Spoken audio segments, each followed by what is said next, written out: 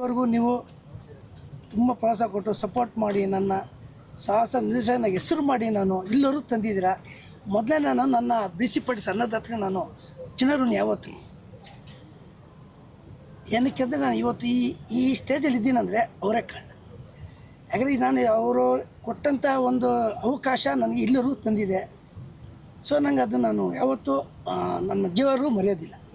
ಯಾಕಂದರೆ ತುಂಬ ಜನ ಮರ್ತೋಗಿರ್ತಾರೆ, ಅವ್ರು ಚಾನ್ಸ್ ಕೊಟ್ಟರು ಸುಮ್ಮನೆ ಕೊಟ್ಟಿಲ್ಲ ಅಂತಾರೆ. ಬಟ್ ನನಗೆ ನಾನು ಅವ್ರ ಜೊತೆ ತುಂಬ ಅಂದರೆ ತುಂಬ ಪ್ರೀತಿ. ಸೊ ಅಷ್ಟು ನಾನು ಉಳಿಸ್ಕೊಂಬಂದಿದ್ದೀನಿ. ಸೊ ನಾನು ಈ ಪೂಜೆಗೆ ಅವ್ರು ಕರೆದಾಗ ಹೋದಾಗ ಅವರು ಮಾತು ಮಾತಾಡಿಲ್ಲ. ಯಾವಾಗ ಏನು ಡೇಟ್ ಹೇಳು ಟೈಮ್ ಹೇಳು ಬರ್ತೀನಿ ಅಷ್ಟೇ ಹೇಳೋದತ್ತು. ನಾನು ಬರೋಲ್ಲ, ಹಂಗೆ ಕೆಲಸ ಇದೆ ಬ್ಯುಸಿ ಇದೆ ಅಂತ ಒಂದು ಮಾತು ಹೇಳಿಲ್ಲ. ಸೊ ನನ್ನ ಮಾತಿಗೆ ಬೆಲೆ ಕೊಟ್ಟು ಒಂದೇ ಒಂದು ಮಾತು ಬೆಲೆ ಕೊಟ್ಟು ಇಲ್ಲವ್ರಿಗೆ ಬಂದಿದ್ದಾರೆ. ನಾನು ಯಾವತ್ತೂ ಚಿರಋಣಿಯಾಗಿರ್ತೀನಿ. Cocaine cinema is a drugs mafia. So Pratham ಅವ್ರ ಕತೆ ಸ್ಕ್ರೀನ್ ಪ್ಲೇ ಮಾಡಿದ್ದಾರೆ. ಅದಕ್ಕೆ ಸಾಹಸ ಮತ್ತು ನಿರ್ದೇಶನ ನಾನೆರಡೂ ಮಾಡ್ತಾಯಿದ್ದೀನಿ.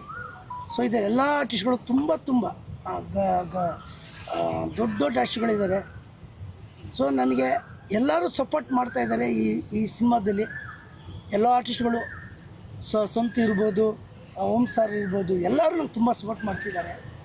ಸೊ ನನಗೆ ಈ ಸಿನಿಮಾ ನಾನು ತುಂಬ ಒಂದು ಡಿಫ್ರೆಂಟಾಗಿ ಮಾಡಬೇಕು ಅಂತ. ಯಾಕಂದರೆ ಥಿಯೇಟ್ರಿಗೆ ಜನ ಬರ್ತಿಲ್ಲ, ಬರೋ ಥರ ಮಾಡಬೇಕು ಅನ್ನೋದನ್ನು ಫೀಲ್ ಮಾಡ್ಕೊಂಡು ನಾನು ಈ ಸಿನಿಮಾ ಡೈರೆಕ್ಷನ್ ಮಾಡ್ತಾಯಿದ್ದೀನಿ. ಸೊ ನಿಮ್ಮೆಲ್ಲ ಸಪೋರ್ಟ್ ನಾನು ಹೀಗೆ ಇರಬೇಕು ಅಂತ ನಾನು 5 ಫೈಟ್ ಇದೆ. 5 ಫೈಟ್ ಕೂಡ 5 ಫೈಟು ಅವ್ರದ್ದಿದೆ.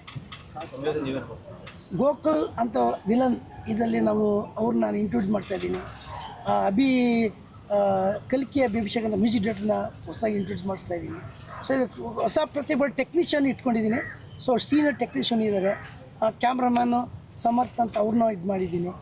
ಸೊ ಈ ಥರ ನಾನು ನನ್ನೊಂದು ಟೀಮ್ ಇಟ್ಕೊಂಡು ನಾನು ಸಿನಿಮಾ ಮಾಡ್ತಾಯಿದ್ದೀನಿ. ಈ ಸಿನಿಮಾ ಗೆಲ್ಲಿಸ್ಬೇಕು ಅಂತ ನಾನು ಹಠ ಮಾಡಿ ನಾನು ಪ್ರಥಮ್ ಜೊತೆ ಇರಬೇಕಾದ್ರೆ ಅವ್ರಿಗೂ ತುಂಬ ಜನ ಗಲಾಟೆ ಆಗಿದೆ. ಒಂದು 6 ತಿಂಗಳಿಂದ ಮುಂದೆ ತಳ್ತಾನೆ ಇದ್ದರು. ಸೊ ಎಲೆಕ್ಷನ್ ಆಗೋಯ್ತು, ಎಲೆಕ್ಷನ್ ಮುಗಿತೆಲ್ಲ ಆಯಿತು. ಸೊ ಇವತ್ತು ಒಳ್ಳೆ ಗಳಿಗೆ ಕುಡಿ ಬಂದಿದೆ.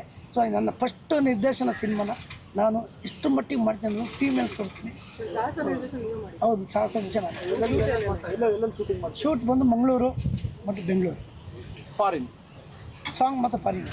ಮೇಡಮ್ 1600 ಫಿಲ್ಮ್ ಫೈಟ್ ಮಾಡಿಸ್ಬಿಟ್ಟು ಫೈಟ್ ಮಾಸ್ಟರ್ ಆಗಿರೋರು ಇದಕ್ಕೆ ಅವ್ರು ಬೇರೆಯವ್ರು ಕೊಡ್ತಾರಾ? ಹೆಂಗೆ? ಇಲ್ಲ, ಏನೇ ಮಾಡ್ರು ಫೈಟ್ ಅವ್ರು ಬಿಡಲ್ಲ. ಡ್ಯಾನ್ಸ್ ಮಾಸ್ಟರ್ ಈಗ ಡ್ಯಾನ್ಸ್ ಬಿಟ್ಬಿಡ್ತಾರ, ಹಂಗೆ ಫೈಟ್ ಮಾಸ್ಟರ್ ಫೈಟ್ ಬಿಡಲ್ಲ. ಅದೇ ಆಗ್ತಿರೋದು. ಈಗ ಬೇರೆ ತರ ವರ್ಕೌಟ್ ಡೈಲಿ ನಡೀತಾ ಇದೆ. ಅದೇ ವಿಚಾರದಲ್ಲಿ ಚರ್ಚೆ.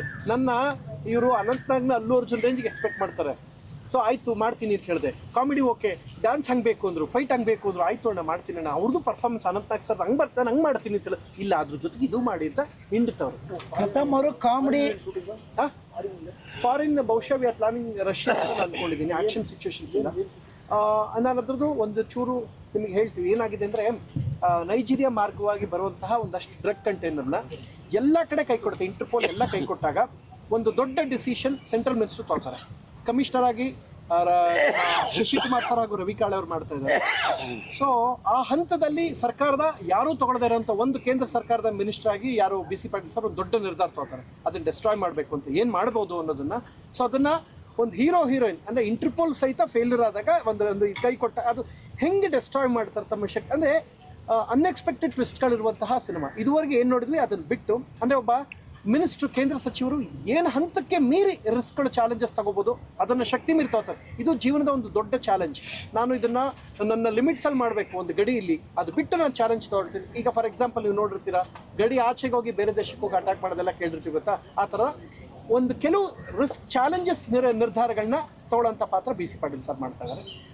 ಓಂ ಪ್ರಕಾಶ್ ರಾವ್ ಸರ್ ಕಂಪ್ಲೀಟ್ ಸಿನಿಮಾನ ಈ ಚೇಂಜ್ ಟ್ವಿಸ್ಟ್ ಕೊಡದೆ ಅವರು ಕೊಕೆಂದು ಎಲ್ಲೂ ಹೊರಗಡೆ ಹೇಳಬಾರ್ದು ಅಂತಿರ್ತಾರೆ. ಬಟ್ ಪತ್ರಿಕೆಯಲ್ಲಿ ಹೇಳ್ಬಿಟ್ಟು ಅಧ್ವಾನ ಮಾಡಿಟ್ಬಿಡ್ತಾರೆ. ಅವ್ರು ಪತ್ರಕರ್ತರಿಗೆ ಹೋಗ್ಬಿಟ್ಟು ಫ್ರೆಂಡ್ ಮಾಡ್ಕೊಂಡು ಒಂದು ಕಾಫಿ ಕುಡಿತು ಅವ್ರಿಗೆಲ್ಲ ಸತ್ಯ ಹೇಳ್ಬಿಡ್ತಾರೆ. ಅಲ್ಲಿಂದ ಆಗಂಥದ್ದು ಇಡೀ ದೇಶ ಒಂದು ಇದ್ರ ಹಿಂದೆ ಬೀಳುತ್ತೆ. ಏನೇನಾಗುತ್ತೆ ಅಂದ್ರೆ we are presenting in entertaining way. ಪ್ರತಿ ಸೆಕೆಂಡ್ ಹೇಳಿದ್ನಲ್ಲ, KGF ನ ಶರಣ್ ಸರ್ ಮಾಡಿದ್ರೆ ಹೆಂಗಿರ್ತದೆ ಹಂಗೆ ಆ ರೇಂಜ್ಗೆ comedy plus action mass. 5 action ನಾನು ಮಾಡೇ ಇಲ್ಲ ಕಣ್ಣಣ್ಣ, ನಾನು ಹಿಂಡು ಬಿಡ್ತವ್ರು ಹಾಕೊಂಡು. ಸೊ ಆದ್ರೂ ಮಾಡ್ತಾ ಇದ್ದೀವಿ. ಸಾಂಗ್ 4 ಆಸ್ ಆಫ್ ನೋ, 3+1 ಅಂತ ಏನೋ ಪ್ಲಾನ್ ಮಾಡಿದ್ದೀವಿ. 1 ಫಾರಿನ್ನು, 2 ಫಾರಿನ್ನು, ಒಂದು ಅದೇನೋ ಮಾಸ್ಟರ್ ಹೇಳಿದ್ದು ನಾನು ಕೇಳಿಲ್ಲ, ಅವರೇನೋ ಪ್ಲಾನ್ ಮಾಡ್ತಾರೆ ಒಂದು ಆಕ್ಷನ್ ವಿಲನ್ ಇದ್ಮೇಲೆ ಒಂದು ಐಟಮ್ ಸಾಂಗ್ ಇರಬೇಕು ಅಂತಿರಲ್ಲ, ಅವ್ರು ಅದಕ್ಕೆ ನಾನು ತಲೆ ಹಾಕಿಲ್ಲ. ಹೀರೋ ಇಂಟ್ರೊಡಕ್ಷನ್ ಸಾಂಗ್ ಅಲ್ಲ, 2 ಡ್ಯುಯೆಟ್ಟು ಮತ್ತು ಒಂದು ಫಾರಿನ್ ಸಾಂಗ್, ಒಂದು ಸ್ಪೀಡ್ ಸಾಂಗ್ ಇದೆ, ಒಂದು ತುಂಬಾ ಥ್ರಿಲ್ಲಿಂಗ್ ಆಗಿರೋದು ಒಂದು ಸಾಂಗು, ಸಂಸ್ಕೃತದ ಒಂದು ಸಾಂಗ್ ಇದೆ. ಸೊ ಸಾಂಗು ಯೋಗರಾಜ್ ಭಟ್ ಬರೀತಾ ಇದ್ದಾರೆ, ಯೋಗರಾಜ್ ಭಟ್ರು ಐಟಮ್ ಸಾಂಗ್. ಅದು ಸರ್ ತುಂಬಾ ಪ್ರಿಪ್ರೇಷನ್ಸ್ ಜೊತೆಗೆ ಬೇರೆ ತರಕ್ಕೆ ಹೋಗ್ತಾ ಇದೆ. ಯಾವಾಗ ನಂಗೆ ನಟ ಭಯಂಕರ ಕೈ ಹಿಡಿತು ಫೈನಾನ್ಷಿಯಲ್ ಕಲರ್ಸ್ ಇಂದ, ಆಗ ಒಂದು ಹಂತಕ್ಕೆ ಒಂದು ಚಾಲೆಂಜಸ್ ತಗೋಬೇಕು ಅಂತ ದೊಡ್ಡ ಮಟ್ಟದ ಚಾಲೆಂಜಸ್ ತೊಗೊಂಡ್ರು ಸರ್. ಇದು ನಾವು ಇದಕ್ಕೆ ಯಾವುದೇ ಮಿತಿ ಹಾಕೊಂಡಿಲ್ಲ, ಬೇರೆ ಥರದ್ದು ಏನೋ ಒಂದು ಪ್ಲಾನ್ ಮಾಡ್ತೇವೆ ಸರ್. ಇದೆಲ್ಲ ಇದಕ್ಕೆ ಅಂತ 3 ತಿಂಗಳ ಕಾಲ ಬರೀ ಮುಹೂರ್ತದ ವಿಚಾರಕ್ಕೆ ಅಥವಾ ಯಾವಾಗ ಶೂಟ್ ಹೋಗಬೇಕು, ಏನೇನು ಪ್ರಿಪೇರ್ ಆಗಬೇಕು ಅನ್ನೋ ಕುರಿತು ಡಿಸ್ಕಷನ್ ಜೊತೆಗೆ ನಾನು ಇಂತಿಂಥದ್ದೇ ಮಾಡಬೇಕು ಅನ್ನೋ ವಿಚಾರದಲ್ಲಿರ್ಬೋದು. ಅವರ ಆಸೆ ಏನು ಅಂದರೆ, ನಾನು ಶುರು ಮಾಡಿದ್ದದು ಪಾಟೀಲ್ ಸರ್ ಖಂಡಿತ ಈ ಪಾತ್ರ ನಾನು ಕಮಿಷನರ್ ಮಾಡಿಸೋಣ ಅಂತ ಇಲ್ಲ, ಅವ್ರು ಮಿನಿಸ್ಟರ್ ಇದು ಮಾಡೋಣ ಅಂತ ಅದೇ ವಿಚಾರ ಒಡೆದಾಟ ತಂದ್ಕೊಟ್ಟೋಯ್ತು. ಆಮೇಲೆ ಅಂದೆ ಸರ್ ನೀವು ಫೈಟ್ ಮಾಸ್ಟ್ರು ಸೆಟಲ್ ಮಾಡಿಸಿ ಇಲ್ಲಿ ಸುಮ್ಮನೆ ಇಟ್ಕೊಳ್ಳಿ ಅಂತ ಸುಮ್ಮನೆ ಕೂರಿಸಿದ್ದೀನಿ ನಾನು. ಕರೆಕ್ಟ್ ಅಲ್ವಾ ಸರ್? ನಿರ್ಮಾಪಕರು ನೀವೇನಾ? ನನ್ನ ಸ್ನೇಹಿತರು ಆಪ್ತರೆಲ್ಲ ಮಾಡ್ತಾ ಇದ್ದಾರೆ, ಅಂದರೆ ನನ್ನನ್ನು ಕೈ ಹಿಡಿಯೋ ಪ್ರಯತ್ನಕ್ಕೆ ಅವರೆಲ್ಲ ಜೊತೆ ನಿಂತಿದ್ದಾರೆ. ಸ್ವಲ್ಪ ಏನೋ ಅಲ್ಲಿಂದ ಒಂದು ಸಲದಕ್ಕೆ ಸಿನಿಮಾಗೆ ಏನೋ ಜಾಸ್ತಿ ಇನ್ವೆಸ್ಟ್ಮೆಂಟ್ ಆಗಿ ಏನು ಕೈ ಕಚ್ಚಿತ್ತು. ಈ ಸಲ ಬಹಳ ಪ್ಲಾನ್ ಮಾಡಿ ದೊಡ್ಡದಾಗಿ ಮಾಡೋಣ, ದೊಡ್ಡ ಸ್ಟಾರ್ ಕಾಸ್ಟ್, ಈಗ ರವಿ ಕಾಳೆ ಸರ್ ಇರ್ಬೋದು, ಶಶಿಕುಮಾರ್ ಎಲ್ಲ ನಮ್ಮ ಪ್ರೀತಿಯ ಒಗ್ಗಟ್ಟು ವಿಶೇಷವಾಗಿ ಮಾಡಿಕೊಡ್ತಾ ಇದ್ದಾರೆ. ಆ್ಯಂಡ್ ಮುನಿ ಸರ್ ಇದ್ದಾರೆ, ಮಿಮಿಕ್ರಿ ಗೋಪಿ ಇದ್ದಾರೆ, ಓಂ ಪ್ರಕಾಶ್ ಸರ್ ಇದ್ದಾರೆ. ಸೊ ಇವರೆಲ್ಲ ಈ ಸಿನಿಮಾದ ಒಂದು ಜೀವಾಳ. ಇವರೆಲ್ಲ ಸೇರಿ ಸಿನಿಮಾನ ಇನ್ನಷ್ಟು ಎಂಟೈರ್ ಸಿನಿಮಾ ನಡೆಯೋದು ಹೀರೋಯಿನ್ ಮೇಲೆ. ಸೊ ಹೀರೋಯಿನ್ಗೆ ಡ್ರಗ್ ಸಿಕ್ಕಾಗ ಏನೇನು ಆಗುತ್ತೆ ಅನ್ನೋದನ್ನ ವಿಶೇಷವಾಗಿ ಸೆಂಟ್ರಲ್ ಮಿನಿಸ್ಟ್ರು ಮತ್ತು ಕಮಿಷನರ್ ಸೇರಿ ಏನೇನು ಮಾಡ್ತಾರೆ ಅನ್ನೋದ್ರ ಬಗ್ಗೆ, ಹಿಂಗೆ ಒಂದು ಕಂಟೈನರ್ ಭಾರತಕ್ಕೆ ಬಂದಾಗ ಏನೇನು ಆಗುತ್ತೆ ಅನ್ನೋದನ್ನ, ಅಂದರೆ ಒಂದು ಒಪಿನಿಯನ್ ಏನೇನಾಗುತ್ತೆ, ಸಮಾಜದಲ್ಲಿ ಆಗೋ ಬದಲಾವಣೆಗಳೇನು, ಆ ಕ್ಷಣಕ್ಕೆ ಮಾಧ್ಯಮ ಕ್ಷೇತ್ರದಲ್ಲಿ ಆಗ್ಬೋದು, ಇದೆಲ್ಲವನ್ನ ಅಂದರೆ ಮಾಧ್ಯಮ ಕ್ಷೇತ್ರದಲ್ಲಿ ಆಗೋ ಅದೆಲ್ಲವನ್ನು ರೆಪ್ರೆಸೆಂಟ್ ಮಾಡೋ ಪ್ರಯತ್ನ ಮಾಡ್ತಾ ಇದ್ದೀವಿ. ಅಂದರೆ ಇದುವರೆಗೆ ಮಾಡಿಬಿಟ್ಟು ಬೇರೆ ಥರದಲ್ಲಿ ಯೋಚನೆ ಮಾಡೋಣ. ಸ್ವಲ್ಪ ಆ್ಯಕ್ಷನ್ನು, ರೊಮ್ಯಾನ್ಸ್, ಕಾಮಿಡಿ, ನಮ್ಮ ಐಟಮ್, ನಮ್ಮ ಕ್ಯಾಟಗರಿ. ನಾವು ಈಗ ಈ ಮಿನಿಸ್ಟ್ರುಗಳು ಇರ್ತಾ ಗೊತ್ತಾ, CMಗಳು ಮತ್ತು ಇವ್ರು ಇರ್ತಾರಲ್ಲ, ನನ್ನ ಕಡೆಯಿಂದ ಇವ್ರು